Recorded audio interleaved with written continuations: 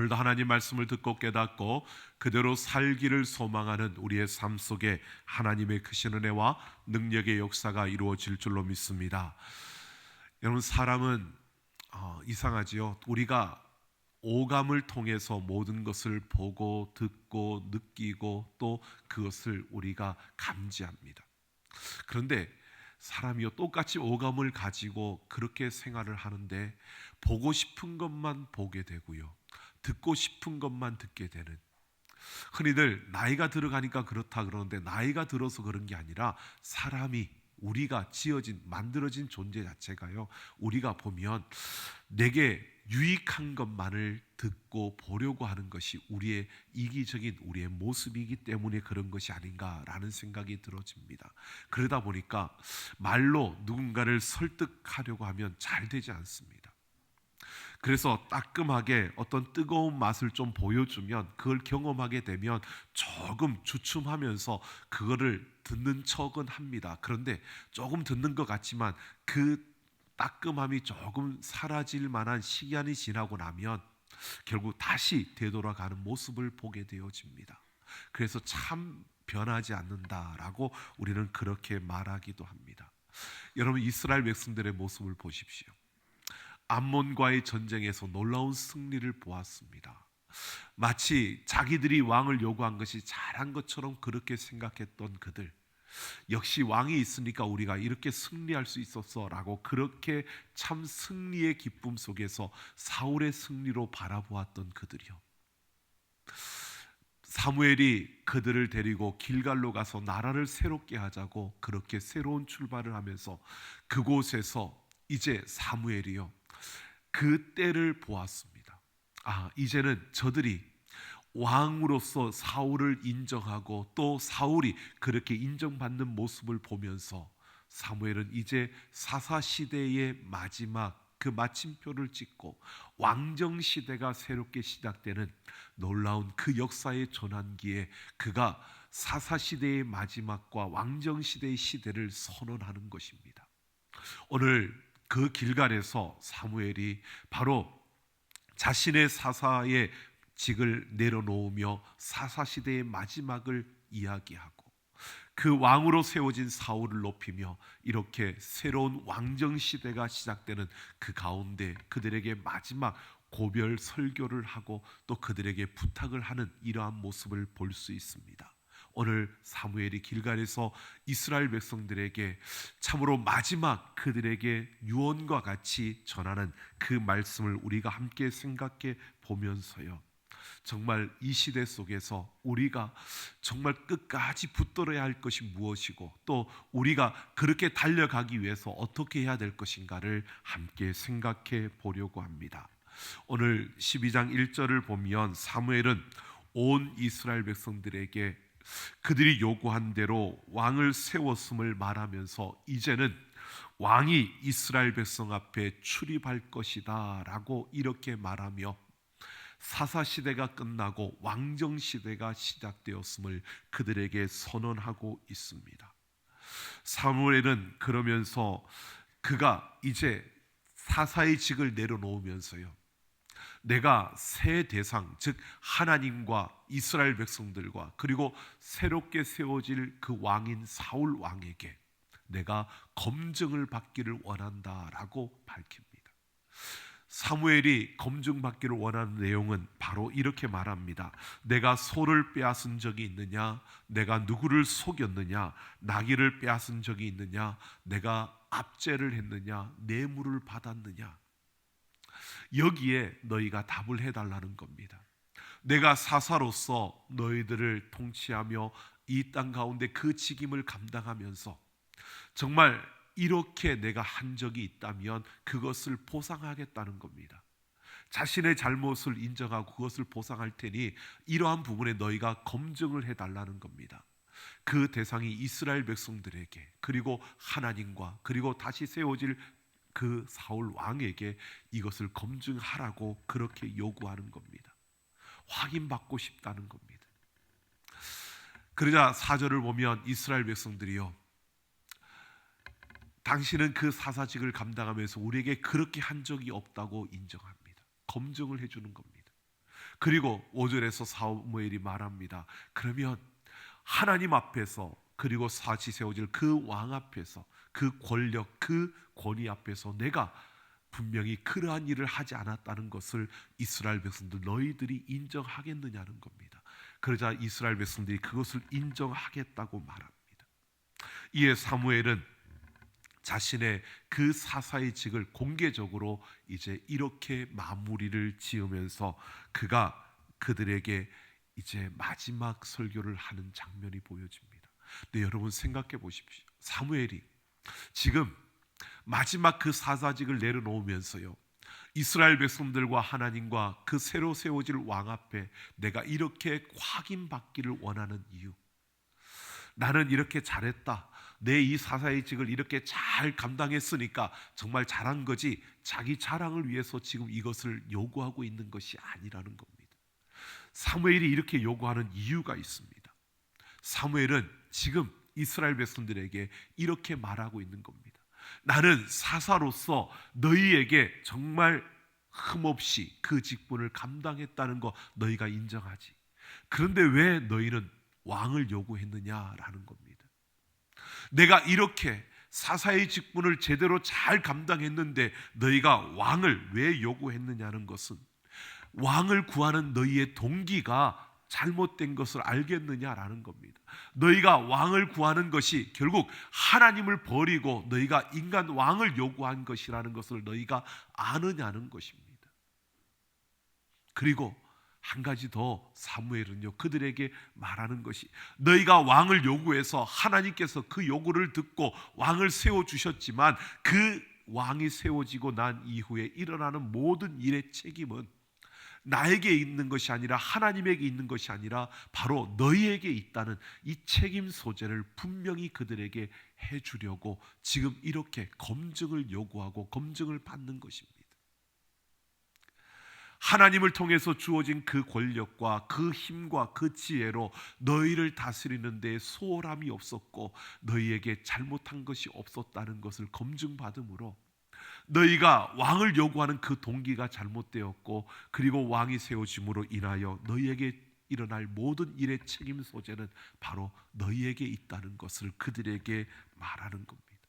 이것은 사무엘이요 끝까지 그들이 왕을 요구한 것이 얼마나 잘못된 것인가를 그들에게 언급하고 있는 겁니다. 사무엘은 그들에게 마지막 그 순간까지 너희가 왕을 요구한 것, 하나님을 버리고 왕을 요구한 것, 이것이 잘못된 큰 죄를 지은 것임을 그들에게 말해주려고 하는 것입니다. 그러면서 이제 사무엘이 그들에게 마지막 고별 설교를 하는데요, 사무엘은 역사를 언급합니다. 출애굽부터 가나안 정착, 그리고 사사시대까지 이어지는 이스라엘 백성들의 그 역사를 언급하면서요, 사무엘은 먼저 모세와 아론을 통해서 하나님께서 그 출애굽을 이루신 그 역사, 그것이 어떻게 이루어진지 아느냐? 바로 너희가 그 애굽에서 고통 속에서 부르짖는 그 부르짖음을 들으시고 하나님께서 그 부르짖음에 응답하신 그 역사임을 그들에게 말하고 있습니다. 그러니까 이 모든 역사의 주인이 하나님이신데, 하나님은 우리의 부르짖음을 들으시고 우리를 구원하시기 위해서 바로 그 놀라운 역사를 이루셨다는 것입니다. 그러면서 사무엘은요, 사사시대의 역사들을 이야기합니다.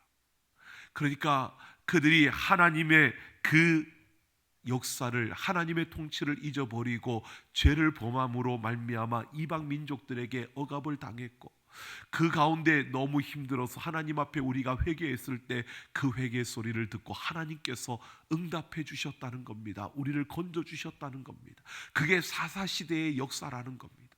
그러면서 특별히 11절을 보면 그 4명의 사사를 언급하고 있습니다.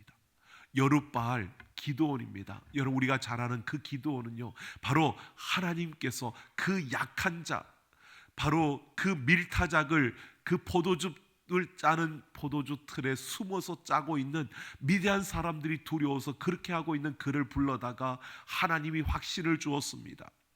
양털과 이슬의 그 기적을 통해서 그에게 확신을 주고 300명의 용사를 가지고 13만 5천 명의 그 미디안 연합군을 무찌르게 하는, 이 놀라운 역사를 이룬 그 여룻바알 기드온이요, 바로 하나님이 그 약한 자를 들어 하나님 그 세상의 강한 자를 부끄럽게 만드시는 하나님의 역사를 이루었다는, 하나님이 이기게 하셨다는 그 인물을 말하고 있습니다.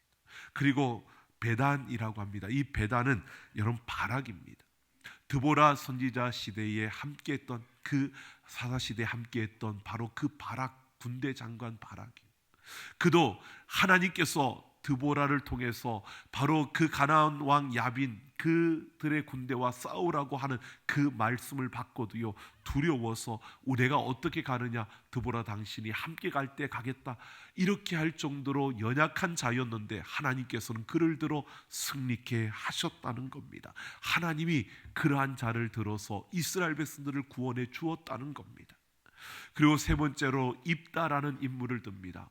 여러분, 입다는 그 형제들 가운데서도 형제로 취급받지 못했던 서자였고요, 이스라엘 백성들 가운데서도 비주류였습니다. 같은 민족으로 쳐주지 않았던 자였습니다. 그런데 하나님은 그를 통해서 이스라엘 백성들을 구원하는 하나님의 역사를 보여주었습니다. 바로 그 다음에 언급하는 이가 사무엘 자신이었습니다. 그는 아이가 없던 여인 그 한나에게 하나님이 그 아이를 주셔서 바로 드려진 바 되어진, 결국 하나님 앞에 드려져서 하나님께서 붙들어 사용하셨던 그러한 통로였음을 말합니다. 분명히 이 역사를 통해서 사무엘은 이스라엘 백성들에게 이렇게 말하고 있는 겁니다. 하나님이 이스라엘의 참된 왕으로서 신실하게 그 역사 속에서 너희를 보호하고 너희를 이곳까지 인도했다는 것입니다. 그러니까 이스라엘 백성들의 참된 왕은 바로 하나님이라는 겁니다. 그 하나님께서 우리를 이렇게 보호하셨고 우리를 이렇게 지켜주었다는 사실을 말하고 있습니다. 그러면서 13절을 보면 너희가 구한 왕, 너희가 택한 왕을 보라라고 합니다. 하나님이 세우신 왕을 보라고 말하지 않습니다. 너희가 구한 왕을 보라는 겁니다. 너희의 요구대로 이제 왕이 세워져서 그 왕정 시대가 시작된다. 하지만 역사에서 보았던 것처럼 바로 그 왕을 하나님이 개입하셔서 세웠다는 겁니다. 그들이 요구했는 것을 하나님이 들어서 그 요구대로 왕을 세워주셨다는 겁니다. 이 모든 역사의 주인이 하나님이시고, 그러니까 우리 앞에 왕이 세워지지만, 왕정시대가 시작되지만 우리의 참된 왕은 하나님이시라는 것을 그들에게 계속해서 강조하면서요, 그가 말하고 있는 것이 그 참된 왕인 하나님께 순종한다면 우리가 형통할 것이라고. 그러나 그러지 않을 때 너희는 멸망을 당할 것이라고, 그 아픔을 당할 수밖에 없다고. 그러니까 참된 왕이신 하나님을 섬겨야 한다고 그들에게 그렇게 권고하며 설교를 마무리합니다. 그러면서 16절을 보면요, 이렇게 말합니다. 가만히 서서 하나님이 행하시는 큰 일을 보라고 말합니다. 여기에서 큰 일은 밀을 베는 시기에 하나님이 우레와 비를 내리겠다는 겁니다. 여러분, 밀을 베는 시기는 건기입니다. 곡식이 익어가는 시기입니다. 곡식이 열매를, 그 알곡을 튼실하게 맺어서 그것을 탈곡해야 되는 그러한 시기인데, 그때 비가 내린다면 그 농사는 망치는 겁니다. 1년 농사가 망가지는 겁니다. 그런데 그 건기에, 비가 내리지 않는 그 시기에 하나님께서 우레와 비를 내리시겠다는 겁니다. 왜? 그것은 바로 너희가 하나님 앞에 왕을 요구한 것은 참된 하나님을 버리고, 너희가 왕이신 하나님을 버리고 너희가 왕을 요구한 것, 이것이 죄라는 것을 가르쳐 주기 위해서 그렇게 하신다는 겁니다. 하나님이 왕을 세워달라는 요구를 듣고 왕을 세워주셨으면 된 거지, 뭘 그걸 가지고 또 그게 큰 죄라고 가르쳐주기 위해서 큰 우레와 비를 내려주느냐고. 여러분, 우리는 그렇게 생각할 수도 있을 것 같습니다. 그런데 아니요, 하나님이 그들이 선택과 그들이 요구한 것을 인격적으로 그것을 받아들여 주셨지만 그러나 죄는 죄이기에 그들에게 이 죄가 이것이 큰 죄라는 것을, 하나님을 버리고 너희가 왕을 요구한 것이 죄라는 사실을 그들에게 하나님께서 드러내시겠다는 겁니다. 그래서 자연의 이상 현상을 통해서 바로 그들에게 하나님이 너희가 하나님을 버리고 왕을 요구한 것이 죄임을 그들에게 보여주시는 겁니다. 18절을 보면 사무엘이 말한 대로 그대로 우레와 비가 내려집니다. 그러자 이스라엘 백성들이요 하나님과 백성 그 사무엘 앞에 크게 두려워하며 자신들이 죽지 않도록 이것이 큰 죄라는 것을 우리가 알았으니까 이 우레와 비를 그치게 해달라고 요청을 합니다. 그러면서 그들이 우리의 모든 죄에 왕을 구하는 악을 더하였나이다 라고 고백하며 회개하고 있습니다. 우리가 죄를 지은 죄인인데 거기에다가 하나님을 버리고 더 큰 악을 우리가 더하였습니다. 그러니까 우리가 왕을 구한 것이 우리의 큰 죄이고 우리의 잘못입니다. 우리가 악을 행하였습니다라고 그렇게 회개하고 있는 겁니다. 자, 그러자 사무엘이요 그들에게 말합니다. 두려워하지 말라고, 그리고 하나님을 섬기라고 말합니다. 사무엘은요 22절을 보면 그들에게 말합니다. 하나님이 분노하실 만큼 이 큰 죄임에도 하나님께서 요구대로 왕을 뽑아 세워주신 것, 이것은 너희를 기뻐하기 때문이라고 말합니다. 너희가 하나님의 백성이고 하나님과 인격적인 그런 관계 속에 있는 하나님이 기뻐하시는 그러한 자들이기 때문에 그 요구를 들어주신 것이라는 겁니다. 이게 큰 죄임에도 불구하고 하나님께서 그 요구를 받아들여 주신 것은 하나님께서 그 백성을 버리지 아니하실 것이고 그 백성을 하나님께서 놓지 않으실 것이기에 바로 하나님께서 그것을 받아들여 주셨다는 겁니다. 바로 너희가 큰 죄를 회개하고 있는 그들 앞에 사무엘이 말하는 겁니다. 너희는 하나님과의 그 인격적인 관계 속에서 하나님이 기뻐하시는 자들이고 하나님께서 너희를 버리지 않으실 것이라고 이렇게 말하면서요, 사무엘은 23절을 보면 내가 기도하기를 쉬지 않으므로 백성들에게 선하고 의로운 길을 가르치겠노라고 그렇게 선언합니다. 이제 사사의 직을 내려놓고 이제 왕이 이 나라를 다스릴 겁니다. 하지만 우리의 참된 왕이 하나님이시기에 그 하나님께서 왕을 통해서 이스라엘 백성들을 다스리는데 이제 내가 사사의 직을 놓았다고 해서 아무것도 안 하는 것이 아니라 이제 나는 앞으로 그 백성들에게 선하고 의로운 길을 가르치기 위해서 내가 하나님 앞에 너희를 위해 기도하는 것을 쉬지 않겠노라고 이렇게 그가 다짐하고 말하고 있는 겁니다.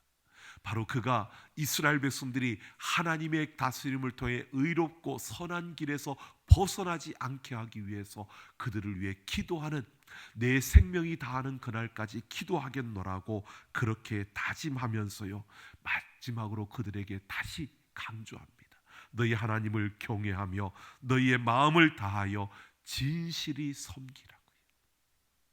그 하나님을 두려워하며 그 하나님을 진실이 섬기라는 것은요, 그 하나님이 너희의 참된 왕이시니까 왕이 세워지더라도 또 내가 너희를 위해서 계속 기도하겠지만 이러한 것이 중요한 것이 아니라 너희가 그 하나님을 두려워하며 그 하나님을 진실이 섬기는 그러한 자들이 되라고 말하고 있는 겁니다. 여러분, 하나님을, 참된 왕이신 그 하나님을 나의 왕으로 받아들이고 그 하나님을 진실하게 섬기며 살아가는 우리가 되기를 예수님의 이름으로 축원합니다. 여러분, 우리가 하나님을 진실히 섬긴다는 것, 이것은 그 하나님을 갈망하는 거고요, 그 하나님을 간절히 원하고 그 하나님을 우리가 우리의 삶 속에서 항상 그 하나님을 원하는 그런 삶을 살아가는 겁니다. 여러분, 하나님을 원하시고 또 하나님을 갈급해하며 우리의 삶에서 매 순간순간 하나님을 갈망하며 살아가는 우리가 되기를 소망합니다. 여러분, 누가복음 15장에 보면요, 잃어버린 비유를 말씀하시면서 예수님께서 마지막 잃어버린 아들이 돌아왔을 때에 그 맞이하는 아버지의 그 마음을 보여주는 탕자의 비유 이야기가 있습니다. 여러분 보십시오. 둘째 아들이 유산을 가지고 나가 다 쓰고 돌아왔을 때 아버지는 그를 반겨 맞았습니다. 그리고 그를 위해 잔치를 베풀었습니다. 그때 큰아들이 일을 하고 돌아오다가 그 광경을 보고 분노합니다. 아버지가 나를 위해서는 잔치를 벌여준 적이 없고, 아버지가 내 친구들을 데려다가 잔치를 벌여준 적도 없고, 나에게는 그렇게 해주지 않았는데 자기의 유산을 가지고 나가 다 탕진하고 돌아온 저 아들을 위해서 저렇게 할 수 있느냐고 분노합니다. 여러분 어떻습니까? 왜 그 큰아들이 분노할까요? 다른 것이 아닙니다. 자기의 세계에 갇혀서요, 아버지의 그 마음을 모르는 겁니다. 아버지의 그 사랑을 이해할 수 없는 겁니다. 자기 세계에 갇혀 있는 겁니다. 내 생각과 내 지식과 내가 가진 경험과 내 이야기들에 갇혀 있는 겁니다. 그러니까 아버지의 마음을 이해할 수 없고 아버지의 그런 행동을 이해할 수 없는 겁니다. 여러분 보십시오. 하나님을 갈망하고 하나님을 사모하고, 여러분 우리가 하나님이 우리의 왕이라고 고백하는데도 우리의 삶에서요 그 하나님을 갈망하느냐? 아니요. 우리의 갇혀진 세계관, 우리의 생각, 우리의 경험, 우리의 지식, 여기에 갇혀서요 우리는 하나님을 갈망하지 못하고 그냥 쫓아갈 때가 더 많은 게 우리의 삶입니다. 여러분 늦겨울에 이제 햇살이 이제 많이 따뜻해졌습니다. 그 햇살을 맞으면서요, 아, 계절이 바뀌어지는구나, 이제 따뜻해지네, 이제 봄이 오나 보다, 이렇게 느끼는 사람이 있는가 하면요, 그 늦겨울의 햇살을 맞으면서 하나님의 그 따뜻함을 느끼고 하나님의 손길이 나를 어루만짐을 느끼고 그 삶의 그 햇살을 받으면서요 하나님이 나와 함께 하심을 느끼는 이들이 있습니다. 여러분 우리가 똑같이 이 시간 하나님을 예배하는데 이 예배의 자리에서요 똑같이 하나님 말씀을 듣고 똑같이 예배하는데 어떤 이들은 그 말씀 속에서 하나님의 평화와 하나님의 능력과 하나님의 그 축복을 만끽하는 이들이 있는가 하면, 그저 좋은 소리 하는구나, 듣기 좋은 이야기들 하는구나, 그리고 느끼고 지나가는 이들도 있습니다. 여러분 무슨 차이일까요? 어떤 차이가 있을까요? 내 세계에 갇혀서요 하나님을 갈망하지 못하는 겁니다. 너무 바쁘고 너무 분주하고 너무 복잡하고 많은 일들이 있으니까 여러분 거기에 갇혀서 거기에 묶여서 우리는 하나님에 대한 갈망과 하나님에 대한 갈급함과 하나님이 내게 필요하다는 것을 우리는 느끼지 못하고 그걸 구하지 못하는 겁니다. 하나님이 참된 왕, 여러분 이스라엘 백성들 맞아요, 우리 왕입니다 라고 할 수 있습니다. 그런데 그들이 왕을 요구합니다. 왜요? 그 하나님에 대한 갈망함이 없는 겁니다. 그 하나님이 없이는 내가 살 수 없고, 그 하나님이 내게 절대적으로 필요하고, 그 하나님이 있어야 내 삶이 행복하고, 그 하나님이 있어야 내 삶이 부요롭고, 그 하나님이 있어야 내 삶이 잘 될 수 있다는 이 갈망함이요, 어려움이 찾아올 때는 그 갈망함이 생겨납니다. 힘든 일이 주어질 때는 그 하나님을 찾을 수밖에 없습니다. 내 인생에 문제들이 생겨나면 그 하나님을 갈망합니다. 그런데 그런 게 아니고요, 내 인생의 모든 순간순간, 여러분 진실이 섬기라는 것은요 내 삶의 매 순간순간 그 하나님을 갈망하며 살아가라는 겁니다. 내 삶에 어떤 일이 있어서가 아니라 아무 일이 없는 그 순간에도 우리가 하나님을 갈망하며 그 생명으로 살아가는 우리가 되기를 예수님의 이름으로 축원합니다. 이 갈망함이 우리 안에 있어야 된다는 겁니다. 이 간절함이 우리 안에 있어야 우리가 그 하나님을 볼 수 있는 겁니다. 그 하나님을 찾을 수 있는 겁니다. 그래야 우리가 참된 왕이신 그 하나님을 우리가 버리지 않을 수 있는 겁니다. 지금 사무엘은요 우리가 그렇게 될 뿐만 아니라 우리 다음 세대가 너희들이 하나님의 선하심과 그 진실하심을 볼 수 있도록 내가 너희를 위해 기도하겠다는 겁니다. 내가 사사로서의 그걸 끝내지만, 그러나 내가 너희가 그 자기 안에 갇혀진 것들을 깨뜨리고 그 하나님을 진실이 섬길 수 있도록 내가 기도하겠다는 겁니다. 여러분, 우리가 이렇게 살아가야 되지 않겠습니까?